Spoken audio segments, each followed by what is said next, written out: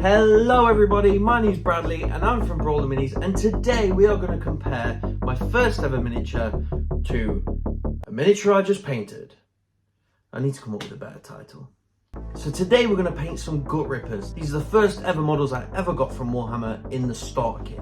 Now, as you can probably see from the footage on screen right now, there's a lot to be desired. Now, you've got to remember, I'd never painted models before, and to be honest, I never thought I really had an eye for it. Now, as you can see, they're very chunky, there's not a lot of detail, and they just could have been a bit better. I did rush them a little bit just so I could get them on the table, but you know, we've got to start somewhere. Now, the first thing I did was snap that miniature apart because it was a push fit model that was super easy to do. Chucked it in some methylated spirits in a jar and gave it a little shaker-rooting.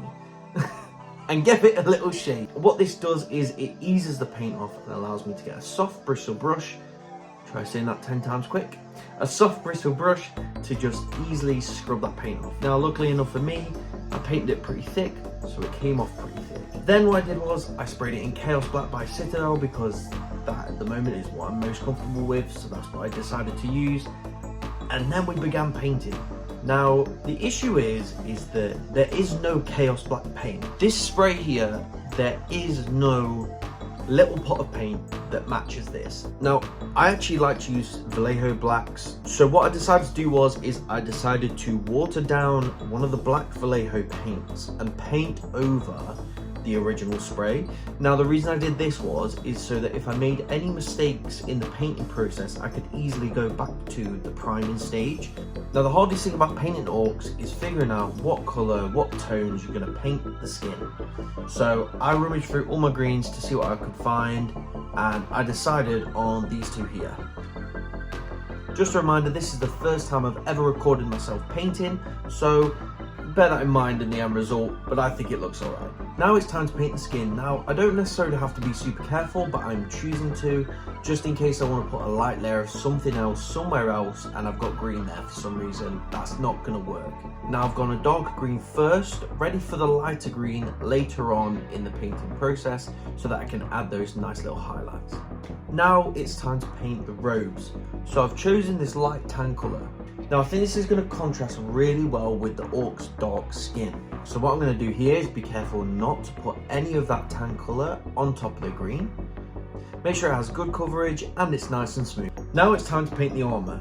Now I wanted to start with a darker shiny metallic so that I could highlight it nicely with one of the Airbrush Vallejo metallic paints that I've got.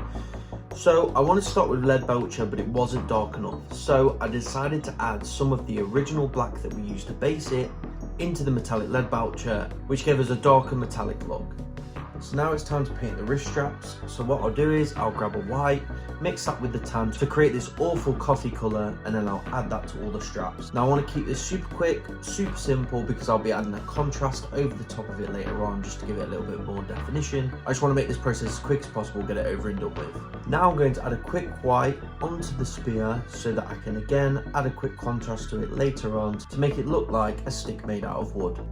Now I've decided that the shield is going to be red, so therefore I'm painting it white so I can use a contrast paint on it and make it look absolutely beautiful. Now let's make that stick more sticky. Now it's time to paint the red shield. I'm going to do that now because I've sometimes found that contrast paint can be reactivated if you try and paint over it pretty quickly. So I'm going to do that earlier on in the process to leave it to dry, give it that chance to cure, and then go back over it later when I decide to dry brush it. Now I've decided to go over the orc skin in Anthonium Camo shade. I don't know why they make the colour so hard to say. And I've done this so that I can pick out where the skin is raised and where it is lower, as that shade will go into the recesses of the skin and allow me to easily highlight the raised edges of that skin. Now to my favourite paint ever, Nuln Oil. I will throw this anywhere. I'll even take a bath in it, who knows? And now we're going to throw it onto the armour, so that's including the shoulder and the helmet. Let's throw some Agrax Earthshade onto those robes to give them a dirty look. Now it's time to add a highlight onto these robes. Now there's no method to my madness here, I'm just going to throw it on any of the raised parts so that in different lights it would look different. So it's time to highlight the skin.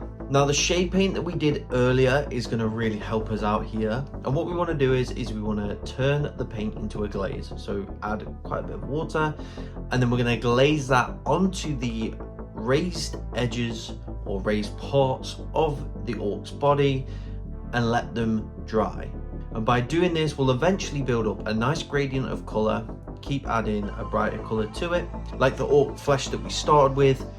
And we're going to build that up as much as we can to make it look like it's glistening in the sun or in some sort of candlelight or something like that. We want to take this step nice and steady, and we want to make sure that we're building a nice gradient and building it as cleanly as we can so that it looks as smooth as we can make it. Now to finish off this shield, I've decided to dry brush a few different colours onto there, leading up to a nice yellow. And doing that, it builds up a nice edge to all of the little crinkles and creases on the shield, because they have some beautiful edges on that shield, and doing this will emphasize those crinkles and creases. And now it's time to add the little details onto the shield, and this will be the same silver that we used to paint the helmet and the shoulder. So we're just going to get the little bolts and the tongue and the teeth with this same colour, and then we're going to edge highlight that with that same Vallejo airbrush silver. I thought I'd paint a little homage to when I first painted this model, and I added loads of blood to it for some reason. I was blood crazy, but I have this blood for the blood god, and I'm just going to add that on the little scar that he has going across his torso. As you can see, I'm very worried to paint this on because I'm shaking, but we're going to add this and hopefully it looks great. Now at this point, in my eyes, the model was finished, but I wanted to play around with some basing techniques that I hadn't tried before. So I wanted to try to use some of the pigment powders I've got to basically just powder a layer on, and then add a bit of water here and there, mix them together, and just see what comes out on the other end. I also added some tufts of grass and some little tiny tufts of grass to give it a bit more of a living look. So what do we think? I think I've improved greatly over a year, and I've painted a lot of stuff, and I think in practicing all those different techniques on the Space Marines, on the Green Spike Gits, on the Big Maw Crusher, on the Iron Jaws, I think this has just bred me into someone who can easily form an idea of what they want in their head and get it down on a model, as I couldn't do that when I first started, and it's very impressive that I can do it now, and I am really proud of myself, as silly as that sounds, because this is just a plastic model.